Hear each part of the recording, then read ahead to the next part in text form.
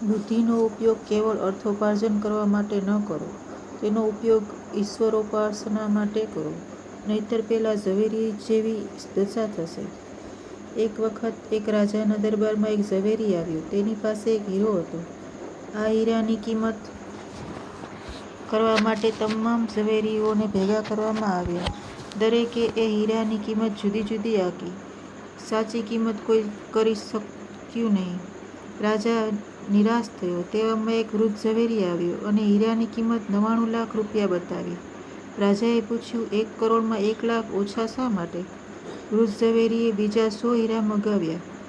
તેને પેલા હીરા આજુબાજુ ગોઠવી દીધા. તે હીરાની ચમક 99 હીરા ઉપર પડી, પણ 1 હીરા ઉપર ન પડી. વૃદ્ધ ઝવેરીએ કહ્યું, આટલા માટે 1 લાખ કિંમત ઓછી આંકેલી. રાજા કહે છે, કેવો બુદ્ધિશાળી ઝવેરી છે. મંત્રીજી, ઝવેરીને ઇનામ આપો. ત્યાં એક મહાત્મા બેઠેલા. તેણે ઊભા થઈને કહ્યું, એ ઝવેરીના માથા ઉપર રાખ નાખો.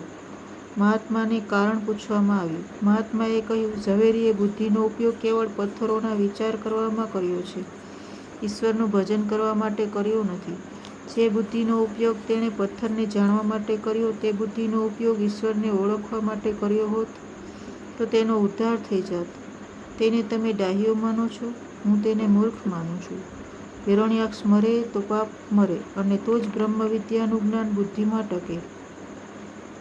બ્રહ્મજ્ઞાન ક્યારે બુદ્ધિમાં ટકે? કે જ્યારે બુદ્ધિ નિષ્કામ બને છે. મનુષ્યના શરીરમાં 9 છિદ્રો છે. તે વાટે જ્ઞાન બહાર નીકળી જાય છે. ઇન્દ્રિયમાંથી જ્ઞાન બહાર ન નીકળી જાય તે માટે ઇન્દ્રિયોને ઈશ્વરને માર્ગે વાળો. ઇન્દ્રિયોનો નિરોધ કરો અને ઇન્દ્રિયોને પ્રભુ માર્ગમાં વાળો. તૃતીય સ્કંધમાં 2 પ્રકરણો છે, પૂર્વમીમાંસા અને ઉત્તરમીમાંસા. પૂર્વમીમાંસામાં વરાહનારાયણના અવતારની કથા કહી. ઉત્તરમીમાંસામાં કપિલનારાયણના ચરિત્રનું વર્ણન કર્યું છે. યજ્ઞ કર્યા વગર કપિલનારાયણની વિદ્યા બુદ્ધિમાં સ્થિર થતી નથી. કાયા, વાણી, મનથી કોઈને દુભાવવું નહીં તે યજ્ઞ છે. વિના કારણે હૈયું બાળે તે આત્મઘાત કરે છે. સદા સર્વદા પ્રસન્ન રહેવું એ પણ યજ્ઞ છે. યજ્ઞ વિના, સત્કર્મ વિના ચિત્તશુદ્ધિ થતી નથી, અને ચિત્તશુદ્ધિ વગર જ્ઞાન ટકતું નથી. સત્કર્મથી એક એક ઇન્દ્રિયની શુદ્ધિ થશે. જેનું મન મેલું છે એને પરમાત્માનો અનુભવ થતો નથી. માનવ શરીર એ ઘડો છે. આ ઘડાને 9 છિદ્રો છે. ઘડામાં છિદ્રો હોય તો ઘડો ભરાય નહીં. એક એક છિદ્રમાંથી જ્ઞાન વહી જાય છે. જ્ઞાન થવું એ અઘરું નથી. જ્ઞાન આવે છે પણ તે ટકતું નથી. અનેક વાર વિકાર વાસનાના વેગમાં જ્ઞાન વહી જાય છે. આત્મા જ્ઞાનમય હોવાથી કોઈ અજ્ઞાની નથી. પણ સતત જ્ઞાનને ટકાવવા ઇન્દ્રિયમાંથી વહી જતી બુદ્ધિશક્તિને અટકાવવાની છે. જ્ઞાનીઓ ઇન્દ્રિયોને વિષયોમાં જતી અટકાવે છે, ત્યારે વૈષ્ણવો ઇન્દ્રિયોને પ્રભુના માર્ગમાં વાળે છે. જ્ઞાન ટકતું નથી તેનું એક કારણ છે, મનુષ્યનું જીવન વિલાસી બન્યું છે. જ્ઞાન બધું પુસ્તકમાં જ રહ્યું છે, મસ્તકમાં રહ્યું નથી. પુસ્તકોની પાછળ પડે એ વિદ્વાન, અને પ્રભુ પ્રેમમાં પરમાત્માની પાછળ જે પડે તે સંત.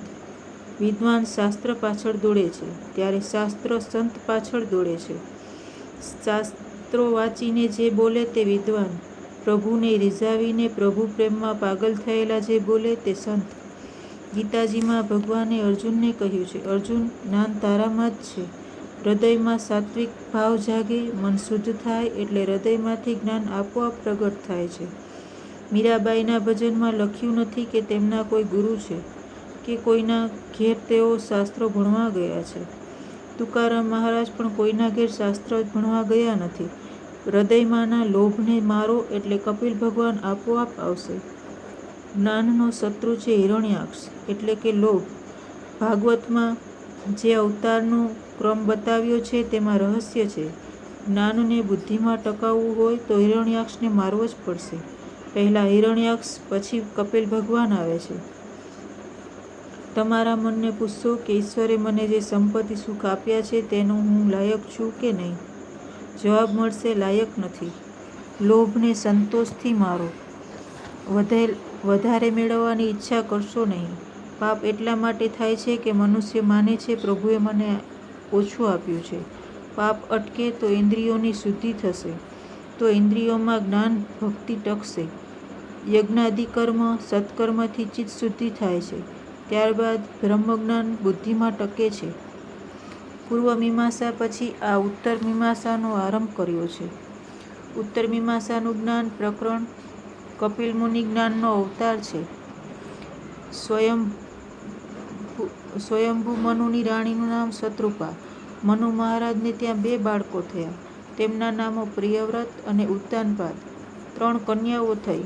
તેમના નામો આકૃતિ, દેવહૂતિ તથા પ્રસૂતિ. તેમાં આકૃતિ રુચિને, દેવહૂતિ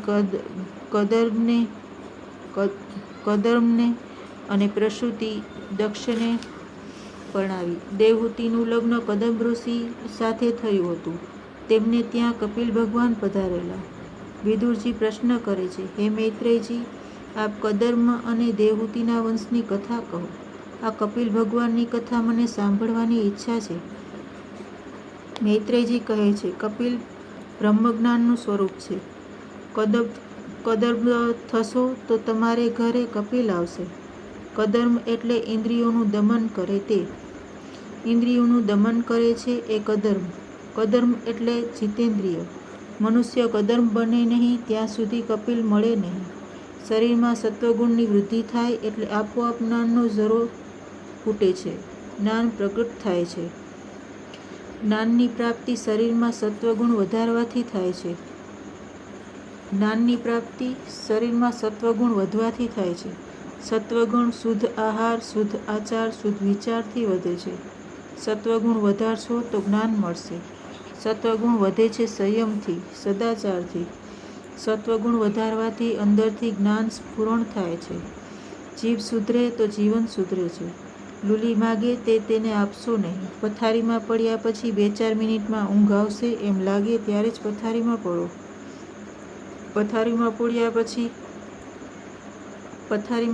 પછી ઊંઘ નહીં આવે તો જીવ કામ સુખનું ચિંતન કરશે. આગળ કથા આવશે કે ઘરના કામ પૂરા થયા પછી ગોપીઓ કૃષ્ણ કીર્તન કરતી. જીવનને સાત્વિક બનાવો.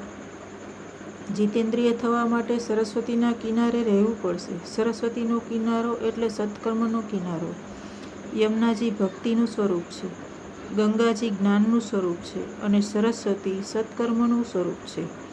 સુખદેવજી રાજર્ષિને વર્ણન કરે છે કે હે રાજન, કદર્મ ઋષિ આખો દિવસ તપ કરે છે. કદર્મ ઋષિએ તપ કર્યું તેથી ભગવાન પ્રસન્ન થયા છે.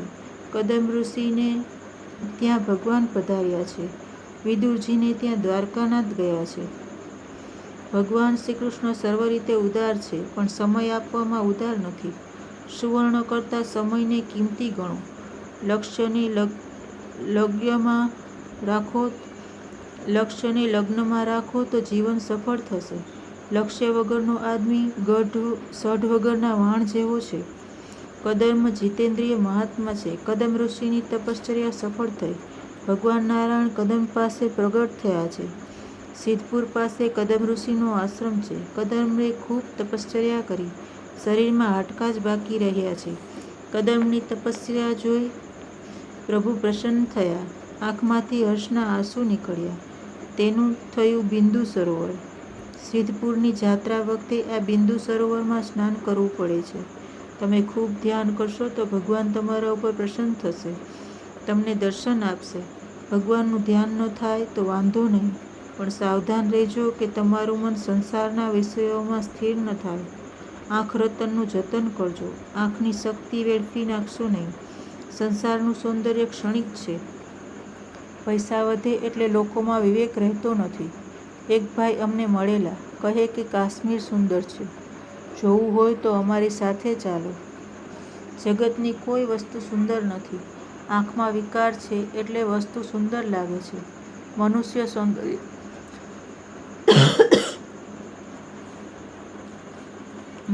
સૌંદર્ય પાછળ પાગલ બને છે, પણ જે વ્યક્તિના સૌંદર્ય પાછળ પાગલ બન્યો હોય તેના મોઢા ઉપર બળિયા આવી જાય તો તેનું મોઢું જોવું ગમતું નથી. શરીરની સુંદરતા નહીં, હૃદયની સુંદરતા જુઓ. જગત કરતાં પણ જગતનો સર્જનહાર સુંદર છે. લોકો સૌંદર્ય જોવા કાશ્મીર જાય છે. પણ કાશ્મીરને બનાવનાર મારો શ્યામસુંદર કેટલો સુંદર હશે. શ્રી કૃષ્ણ સુંદર છે એમ વારંવાર વિચારવાથી ભક્તિનો ઉદય થાય છે. નિત્ય સુંદર એક ઈશ્વર જ છે. ઠાકોરજીના દર્શન કરવાથી આંખ સફળ થાય છે. કદમ કહે છે કે મહારાજ, તમારા દર્શન કરવાથી મારી આંખ સફળ થઈ છે. નાથ, તમને પ્રાપ્ત કરી સંસાર સુખની માગણી કરે તે મૂર્ખ છે. જે સંસારનું સુખ નરકમાં પડેલા કીડાઓ પણ ભોગવે છે, તેવા સુખની માગણી પરમાત્મા પાસે કરે એવો મૂર્ખ કોણ હોય? લૌકિક કામ સુખની ઈચ્છા માટે શ્રીકૃષ્ણની આરાધના કરે તે તુચ્છ છે. હું આપની પાસે સ્ત્રીસંગ કે પુરુષ સ્ત્રીસંગ માગતો નથી, પણ સત્સંગ માગું છું. એવી સ્ત્રી આપો કે મને ભગવાન તરફ વાળે. એવી કન્યા પત્ની તરીકે મળે કે મારા મનમાં કદાચ પાપ આવે તો મને પાપ કરતા અટકાવે અને પ્રભુના માર્ગમાં મને વાળે. મારું લગ્ન સંસાર સાગરમાં ડૂબવા માટે નથી, પણ તરવા માટે છે. કૃષ્ણ સેવા મહાન ધર્મ છે. હું કામ સુખ માગતો નથી. શાસ્ત્રમાં પત્નીને કામપત્ની નહીં પણ ધર્મપત્ની કહી છે. નાથ, બ્રહ્માજીએ આજ્ઞા કરી છે, તેથી લગ્ન કરવાની મને ઈચ્છા થઈ છે. મને પત્ની જોઈતી નથી, મારે ઘરમાં સત્સંગ જોઈએ છે. સ્ત્રી સંગ એ કામસંગ નહીં પણ સત્સંગ છે. ધર્મના આચરણ માટે પત્ની છે.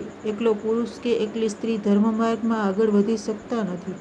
એકલી નાવડી સંસાર સાગર પાર કરી શકે નહીં. એકલો નાવિક પણ સંસાર સાગર પાર કરી શકે નહીં. સ્ત્રી એ નાવડી અને પુરુષ એ નાવિક છે. એકને બીજાનો સાથ જોઈએ. પુરુષમાં વિવેક હોય અને સ્ત્રીમાં સ્નેહ. વિવેક અને સ્નેહ મળે તો ભક્તિ પ્રગટ થાય છે. પુરુષ કમાઈ જાણે. પુરુષ એ જ્ઞાન સ્વરૂપ છે. સ્ત્રીનું હૃદય કોમળ હોવાથી તે સમર્પણ કરે છે. સ્ત્રી એ ક્રિયા શક્તિ છે. ઘણાને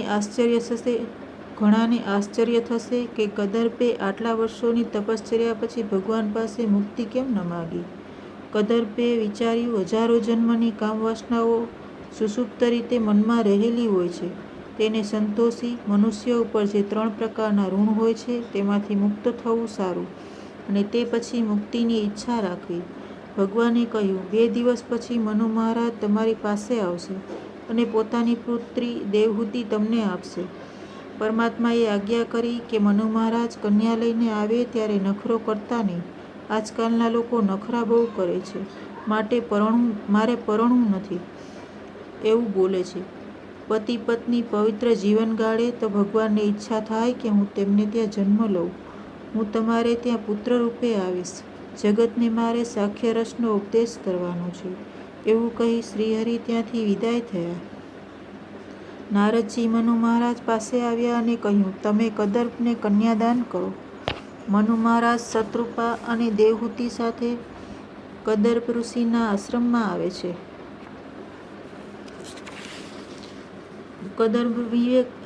કદર્પ ઋષિ વિવેકની દેવહૂતિની પરીક્ષા કરે છે.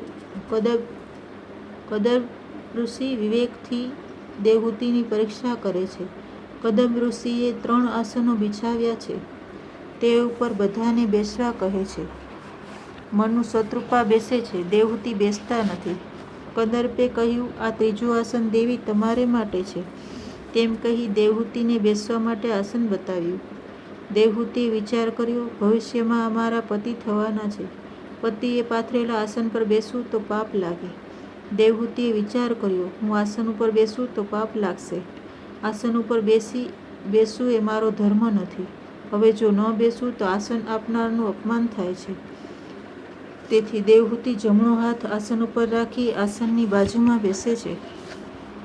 બિચારી જૂના જમાનાની હતી. આજની હોત તો આસન ઉપર પહેલેથી જ બેસી જાત. હાલમાં તો પત્નીઓ પતિઓને બાબાને ઝૂલાવવાનો હુકમ કરે છે. છોકરાઓને પતિને સોંપીને ફરવા નીકળી જાય છે. આવું ન કરો. આર્ય નારીના સાચા સંસ્કાર આજ ભૂલાતા જાય છે. આજની છોકરીઓની પરીક્ષા કરવાની રીતો જુદી છે. કદર્પ ઋષિ વિચારે છે, છોકરી છે તો લાયક, લગ્ન કરવા હરકત નથી. મનુ મહારાજે કહ્યું, આ કન્યા હું આપને અર્પણ કરવા આવ્યો છું. કદર્પ ઋષિ બોલ્યા છે, લગ્ન કરવાની મને ઈચ્છા છે, પણ લગ્ન પહેલાં હું એક પ્રતિજ્ઞા કરવાનો છું. મારા લગ્ન વિલાસ માટે નથી, પણ કામનો વિનાશ કરવા માટે છે. કામનો વિકાસ નહીં પણ કામનો વિનાશ એ લગ્નનું પ્રયોજન છે. કામ ભાવને એક ઠેકાણે સંકુચિત કરી કામને ભોગવી તેનો વિનાશ કરવો એ ગૃહસ્થાશ્રમનો આદર્શ છે. કદંબ ઋષિએ કહ્યું, મારું લગ્ન કામના વિનાશ માટે છે. કૃષ્ણ મિલનમાં વિઘ્ન કરનાર કામ છે. તે કામને મારે મારવો છે. એક પુત્ર ન થાય ત્યાં સુધી લૌકિક સંબંધ રાખીશ. એક પુત્ર થયા પછી હું લૌકિક સંબંધનો ત્યાગ કરીશ. એક પુત્ર થયા પછી હું સંન્યાસ લઈશ. કન્યાદાનના મંત્રમાં લખ્યું છે તે રીતે વંશનું રક્ષણ કરવા એક પુત્ર માટે કન્યા અર્પણ કરું છું. માટે શાસ્ત્રમાં પહેલા એક પુત્રને જ ધર્મપુત્ર કહ્યા છે. બીજા પુત્રો થાય તેને કામજ પુત્ર ગણવા. ધર્માચરણ નહીં કે કામાચરણ કરવા માટે લગ્ન છે. પિતા પુત્રને કહે છે, તું મારો આત્મા છે. એક પુત્ર થાય પછી પત્ની માતા જેવી બને છે. કામ ઈશ્વર જેમ વ્યાપક થવા માગે છે. સુંદરતા દેખાય કે કામ ઉત્પન્ન થાય છે. તેને એક સ્ત્રીમાં સંકુચિત કરી કે એક પુરુષમાં સંકુચિત કરી તેનો નાશ કરવા માટે લગ્ન કરવાના હોય છે. લગ્નમાં સાવધાન શબ્દનો ઉચ્ચાર કરવામાં આવે છે. કારણ બધા જાણે છે કે લગ્ન કર્યા પછી એ સાવધ રહેવાનો નથી. લગ્ન કર્યા પછી સાવધ રહે તે જીત્યા, અથવા જે પહેલેથી સાવધ થયો તે જીત્યા.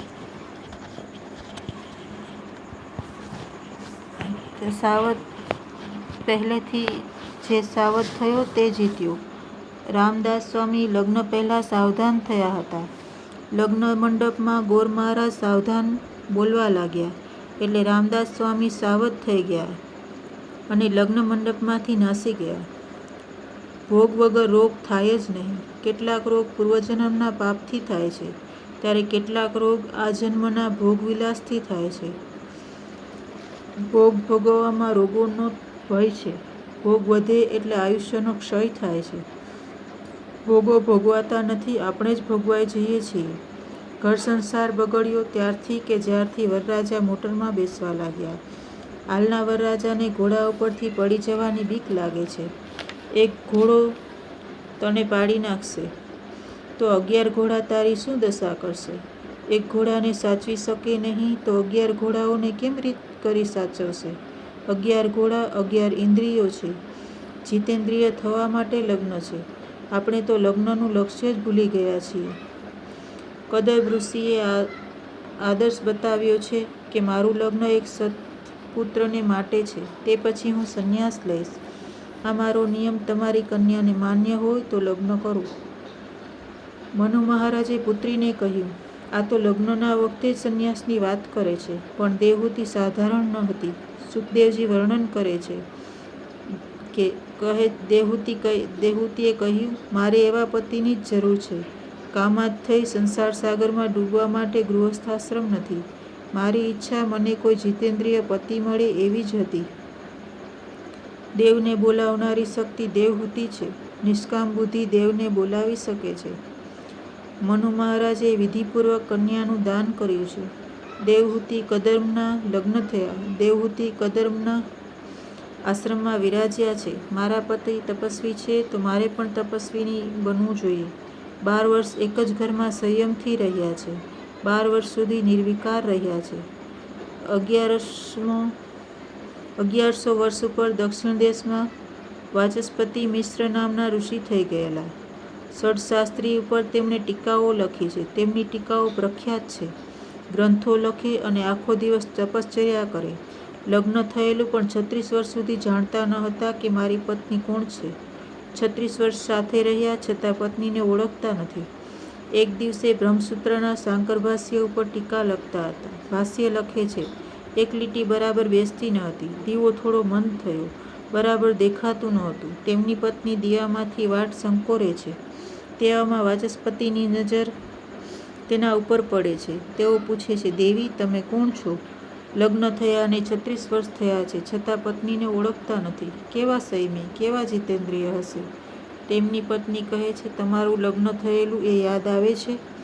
વાચસ્પતિ કહે છે, હા તે યાદ આવે છે.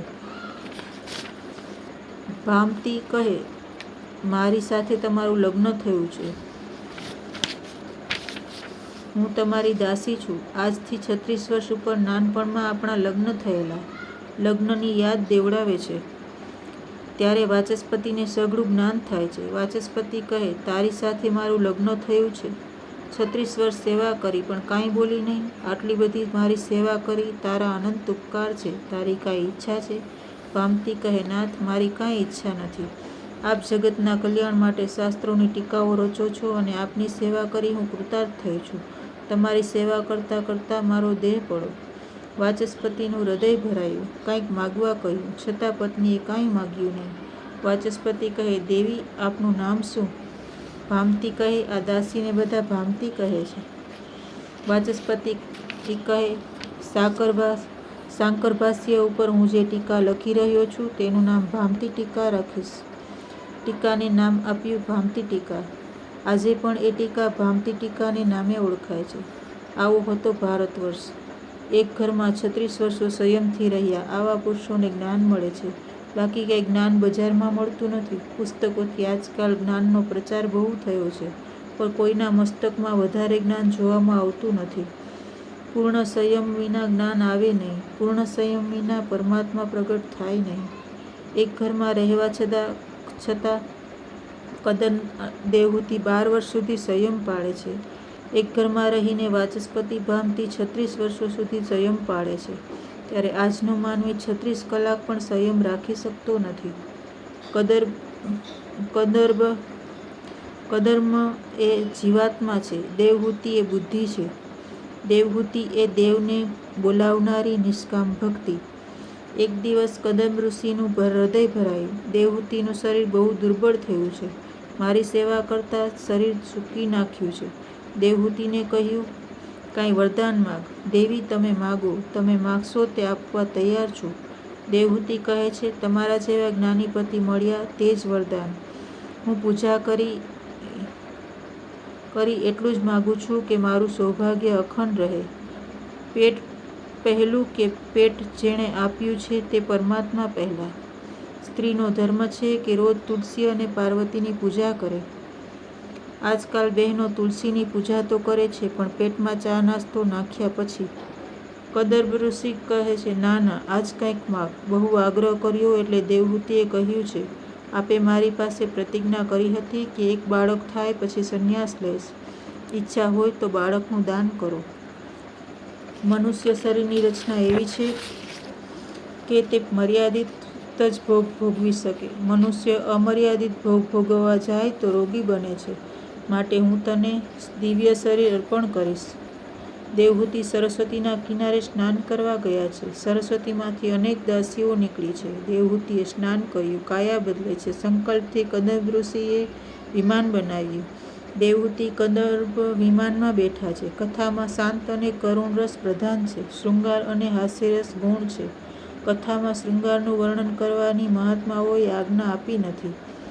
શ્રોતાઓને સંસારના વિષયો પ્રત્યે અરુચિ ન થાય અને ઈશ્વર પ્રત્યે પ્રેમ જાગે એ લક્ષ્યમાં રાખી વક્તા કથા કરે. કથા સાંભળ્યા પછી વિષયો પ્રત્યે અરુચિ ન થાય અને ઈશ્વર પ્રત્યે રુચિ ન થાય તો કથા સાંભળી નથી એમ માનજો. કથા સાંભળ્યા પછી વૈરાગ્ય આવે છે. ભાગવતના બીજા સ્કંદમાં કથા કેમ કરવી તે બ્રહ્માજીએ નારદને બતાવ્યું છે. આ 100 વર્ષમાં કદર્મ દેવહૂતિને ત્યાં એક પણ પુત્ર થયો નહીં. 9 કન્યાઓ થઈ. 9 કન્યાઓનો બાપ થાય તેને ત્યાં કપિલ આવે છે. જેને ઘર 9 છોકરીઓ થાય તેને જ્ઞાન મળે છે. 9 કન્યાઓ એટલે નવધા ભક્તિ. એટલે કે નવધા ભક્તિ વગર જ્ઞાન ન મળે. સામાન્ય અર્થ કરીએ તો 9 કન્યાઓના પિતાને એક એકને પરણાવતા પછી અક્કલ ઠેકાણે આવે છે કે મેં આ શું કર્યું. નવધા ભક્તિ ન આવે ત્યાં સુધી કપિલ એટલે કે જ્ઞાન ન આવે. નવધા ભક્તિ એટલે કે શ્રવણ, કીર્તન, સ્મરણ, પાઠ, સેવન, અર્યન, વંદન, દાસ્ય, સાખ્ય અને આત્મનિવેદન. નવધા ભક્તિ સિદ્ધ થયા પછી કપિલ ભગવાન આવે છે.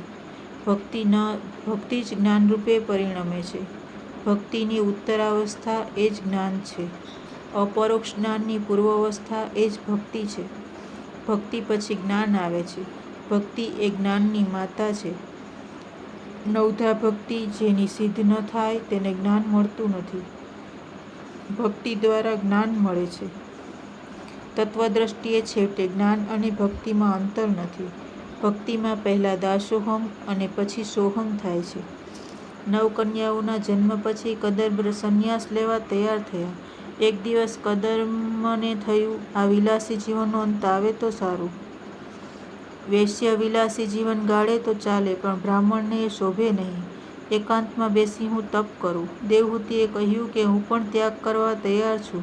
લગ્ન એટલે તન 2 પણ મન 1. દેવહૂતિ કહે છે, નાથ, આપે વચન આપેલું છે કે એક પુરુષના જન્મ પછી હું સંન્યાસ લઈશ, તો હજુ પુત્રનો જન્મ થયો નથી. વળી આ 9 કન્યાઓ અને મારી દેખરેખ સંભાળ કોણ રાખશે? આ પલટણ ઊભી કરી છે તેને ઠેકાણે પાડજો અને પછી સંન્યાસ લેજો. સુખદેવજી વર્ણન કરે છે કે કદંબ દેવહૂતિએ વિકારનો ત્યાગ કર્યો, અનેક વર્ષો સુધી પરમાત્માનું આરાધન કર્યું. તે પછી દેવહૂતિના ગર્ભમાં સાક્ષાત નારાયણ પધાર્યા છે. 9 માસ પરિપૂર્ણ થયા છે. યોગીઓના અને સાધુઓના આચાર્ય પ્રગટ થવાના છે. બ્રહ્માદિ દેવો કદંબ ઋષિના આશ્રમમાં આવ્યા છે. બ્રહ્માજીએ કદંબને કહ્યું, તમારો ગૃહસ્થાશ્રમ સફળ થયો છે. તમે જગત પિતાના પણ પિતા બન્યા છો. તે દિવ્ય જ્ઞાનનો ઉપદેશ જગતને કરશે. જીવ ભગવાનને માટે આતુર થાય છે ત્યારે ભગવાનનો અવતાર થાય છે. આતુરતાથી અવતાર, આતુરતાથી ભગવાનના દર્શન થાય છે. કદંબ અને દેવહૂતિની તપશ્ચર્યા અને આતુરતાથી ભગવાન તેમને ત્યાં પુત્ર રૂપે અવતર્યા. યોગીઓ યોગથી બ્રહ્મના દર્શન કરી શકે છે, પણ સંસારી લોકો શુદ્ધ ભક્તિથી ભગવાનને પુત્ર રૂપે પ્રાપ્ત કરી શકે છે અને ભગવાનને રમાડી શકે છે. કપિલ ભગવાનનો જન્મ થયો છે. દેવહૂતિ કહે છે, હવે તમે ગૃહસ્થાશ્રમનો ત્યાગ કરી શકો છો. કદંબ ઋષિ કહે, આ 9 કન્યાની મને ચિંતા થાય છે. એક પતિ પત્ની હતા. પતિને પ્રભુ ઉપર દૃઢ શ્રદ્ધા નહીં. પત્નીએ કાળા કપડાં પહેર્યા છે. પતિએ કારણ પૂછ્યું. પત્ની કહે, તમારી દ્રષ્ટિથી ભગવાન નથી એટલે મેં કાળા કપડાં પહેર્યા છે. મહાભારતમાં કથા છે. ભીષ્મે પ્રતિજ્ઞા કરી છે, આવતીકાલે અર્જુનને મારીશ. ભીષ્માચાર્યની પ્રતિજ્ઞા વ્યર્થ થાય નહીં. પાંડવ સેનામાં હાહાકાર મચે છે. અર્જુન રોજના નિયમ પ્રમાણે ભગવત ચિંતન કરતા સૂતા છે. ચિંતા થઈ શ્રીકૃષ્ણને, આવતીકાલે મારા અર્જુનનું શું થશે? અર્જુનને જોવા આવ્યા છે. પ્રભુએ અર્જુનને જગાડ્યો છે. તને નિંદ્રા કેમ આવે છે? અર્જુન કહે, મારા માટે તમે જાગો છો, તેથી મારે શું ચિંતા હોય? એ મારું કર્તવ્ય શું ચિંતા હોય? મેં મારું કર્તવ્ય કર્યું છે. હવે તમારે તમારું કાર્ય કરવાનું છે. મનુષ્યનું કર્તવ્ય છે અનન્ય શરણાગતિ. મને મારશે તો જગતમાં શ્રીકૃષ્ણની અપકીર્તિ થશે. કદંબ ઋષિએ કહ્યું, 9 કન્યાઓની મને ચિંતા છે. બ્રહ્મા કહે, તમે ચિંતા શા માટે કરો છો? તમારા ઘેર પ્રભુ પધાર્યા છે. તમે ચિંતા ન કરો, પણ મારા પ્રભુનું ચિંતન કરો. વલ્લભાચાર્યજીએ કહ્યું છે, ચિંતા કાપી ન કાર્યા. વૈષ્ણવો સેવા સ્મરણ કરતા તન્મય બને છે. તેની ચિંતા ઠાકોરજીને હોય છે. બ્રહ્મા 9 ઋષિઓને સાથે લાવેલા. એક ઋષિને એક કન્યા આપી છે. અત્રિને અનસૂયા આપી, વસિષ્ઠને અરુંધતી આપી વગેરે. કદંબ ઋષિએ વિચાર કર્યો કે માથે બોજો હતો તે ઉતરી ગયો. કદંબ ઋષિ કપિલ પાસે આવ્યા છે. મારે હવે સંન્યાસ લેવો છે. સંન્યાસનો અર્થ શું? સંન્યાસનો અર્થ એટલે પરમાત્માના દર્શન માટે સર્વ સુખનો ત્યાગ, એનું નામ સંન્યાસ. કામ્યાનામ કર્મણાન્યાસમ સંન્યાસમ વિદુઃ. કેવળ ઈશ્વર માટે જીવે તે સંન્યાસી છે. કપિલે કહ્યું કે આપની ઈચ્છા સુંદર છે. સંન્યાસ લીધા પછી કોઈ પ્રકારની ચિંતા કરશો નહીં. તમારું જીવન ઈશ્વરને અર્પણ કરો. 2 પ્રકારની મુક્તિ છે. પહેલી છે કૈવલ્ય મુક્તિ. કૈવલ્ય મુક્તિમાં જીવ ઈશ્વરમાં લીન થાય છે. જીવ ઈશ્વર એક બને છે. બીજી છે ભાગવતી મુક્તિ. એટલે કે ભાગવતી મુક્તિમાં જીવ ઈશ્વર સાથે પ્રેમથી એક થાય છે, પણ તેમાં થોડું દ્વૈત રાખી નિત્ય લીલા, નિત્ય સેવામાં તે દાખલ થાય છે. કદંબ ઋષિએ સંન્યાસ લીધો. પરમાત્માના માટે સંસારના સર્વ સુખનો ત્યાગ એ જ સંન્યાસ. ત્યાગ વગર સંન્યાસ દીપે નહીં. ઘણા પેન્શન ઉપર ઉતર્યા પછી બીજી નોકરી શોધે છે. અરે સરકારે કહ્યું કે તમે હવે નોકરી માટે લાયક નથી. તે પછી બીજી નોકરી શોધવાની હોય નહીં. હવે ભગવાનનું ભજન કરવાનું. સંન્યાસની વિધિ જોતાં પણ વૈરાગ્ય આવે છે. સંન્યાસની ક્રિયામાં વિરજાહોમ કરવો પડે છે. દેવ, બ્રાહ્મણ, સૂર્ય, અગ્નિ આ બધાની સમક્ષ વિરજાહોમ કરવો પડે છે. પછી નદીમાં સ્નાન કરી લંગોટી પણ ફેંકી દઈ નગ્ન અવસ્થામાં બહાર આવવું પડે છે. આદિનારાયણનું ચિંતન કરતાં કરતાં કદંબ ઋષિએ ભાગવતી મુક્તિ મેળવી છે. કપિલ ગીતાનો આરંભ થાય છે. આ દિવ્ય પ્રસંગ છે. દીકરો માને ઉપદેશ આપે છે. ભાગવતનું આ અગત્યનું પ્રકરણ છે. તેના 9 અધ્યાય છે. કપિલ ગીતાનો પ્રારંભ અધ્યાય 25થી છે. તેમાં સાંખ્યશાસ્ત્રનો ઉપદેશ છે. 3 અધ્યાયોમાં પહેલા વેદાંતનું જ્ઞાન કહ્યું છે. ત્યારબાદ ભક્તિનું વર્ણન કરે છે. તે પછી સંસાર ચક્રનું વર્ણન આવે છે. દેવહૂતિએ વિચાર્યું, મને ઋષિઓએ કહેલું કે આ બાળક માનો ઉદ્ધાર કરવા આવ્યો છે. કપિલ ભગવાનને હું પ્રશ્ન પૂછું તો તેઓ મને જવાબ આપશે. દેવહૂતિ કપિલ ભગવાન પાસે આવ્યા છે. કહ્યું, આપ આજ્ઞા કરો તો મને પ્રશ્ન પૂછવાની ઈચ્છા છે. કપિલ કહે છે કે માં, સંકોચ ન રાખો. તમારે જે પૂછવું હોય તે પૂછો. માં દેવહૂતિએ આરંભમાં શરણાગતિ લીધી છે. ઈશ્વરની શરણાગતિ લીધા સિવાય જીવનો ઉદ્ધાર થતો નથી. ગીતામાં અર્જુને પણ પ્રથમ શરણાગતિ લીધી છે. ભગવાને કહ્યું છે કે શિષ્યસ્તેષ્યહં સાધિ મામ ત્વામ પ્રપન્નમ. દેવહૂતિએ પ્રશ્ન કર્યો છે કે જગતમાં સાચું સુખ ક્યાં છે? જગતમાં સાચો આનંદ ક્યાં છે તે બતાવો. જે આનંદનો વિનાશ ન થાય તેવો આનંદ બતાવો. નિત્ય આનંદ ક્યાં છે? ઇન્દ્રિયોના લાડ અનેક વખત કર્યા છે પણ મને શાંતિ મળી નથી. સમય જાય એટલે ખબર પડે કે વિષયોના આનંદમાં સાર નથી. ઇન્દ્રિય માગે તે વિષયો મેં ઇન્દ્રિયને આપ્યા છે છતાં તૃપ્તિ થઈ નથી. ઇન્દ્રિયો રોજ નવા નવા વિષયો માગે છે. જીભ રસ સુખ તરફ ખેંચે છે. આંખ રૂપના સુખ તરફ ખેંચે છે. ત્વચા સ્પર્શના સુખ તરફ ખેંચે છે. કેટલાક લોકો યાદ રાખે છે કે 2 મહિનાથી ઢોકળા ખાધા નથી. અરે તમે 2 માસથી ઢોકળા ખાધા નથી તે યાદ રાખો છો, પણ આજ સુધીમાં કેટલીક વાર ખાધા તે યાદ રાખતા નથી. ઢોકળા ખવડાવી જીભને રાજી કરીએ તો આંખો ત્રાસ આપે કે 2 માસથી ફિલ્મ જોઈ નથી. આમ વિચાર કરીએ છીએ ત્યાં સ્ત્રી કહે છે, પાડોશીઓ તો મહિનામાં 2-4 વાર જોવા જાય છે. આ નવું ચિત્ર તેઓ ક્યારના જોઈ આવ્યા. આપણે ક્યારે જઈશું? પૈસા ખર્ચીને અંધારામાં બેસે એ સુધર્યા કહેવાય કે બગડ્યા? કેટલાક કહે છે અમે તો ધાર્મિક ફિલ્મ જોઈએ છીએ. ધાર્મિક ચિત્રો પણ ન જોવાય, કારણ કે રામનો પાઠ ભજવનાર ક્યાં રામ હોય છે? રામનો પાઠ ભજવનાર પર સ્ત્રીને કામભાવથી જોતા હોય તો તેની ફિલ્મમાં શું જોવું? રામ જેવો કોઈ રામનો પાઠ ભજવે તો અસર થાય. તમે કહેશો કે હું કડક બોલું છું, પણ હું જે જોઉં છું તે કહું છું. વિલાસના ચિત્રો જોવાથી જીવન બગડે છે. વિલાસના ચિત્રો જોવાથી જીવન બહુ બગડે છે. શંકર સ્વામીએ એક જગ્યાએ આ ઇન્દ્રિયોને ચોર કહી છે. ઇન્દ્રિયો ચોર કરતાં પણ બુરી છે. ચોર જેના આધારે હોય તેને ત્યાં તે ચોરી કરતો નથી. ચોર જેના ઘરમાં રહેતો હોય તેને ત્યાં ચોરી કરતો નથી. ત્યારે ઇન્દ્રિયો તો પોતાના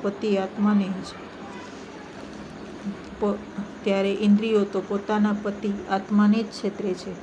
તેને ત્યાંથી ચોરી કરે છે. આ ચોરરૂપી ઇન્દ્રિયોથી હવે મને કંટાળો આવે છે. તો જગતમાં સાચું સુખ, સાચો આનંદ ક્યાં છે તે મને બતાવો, અને તે આનંદ મેળવવાનું સાધન શું છે તે બતાવો.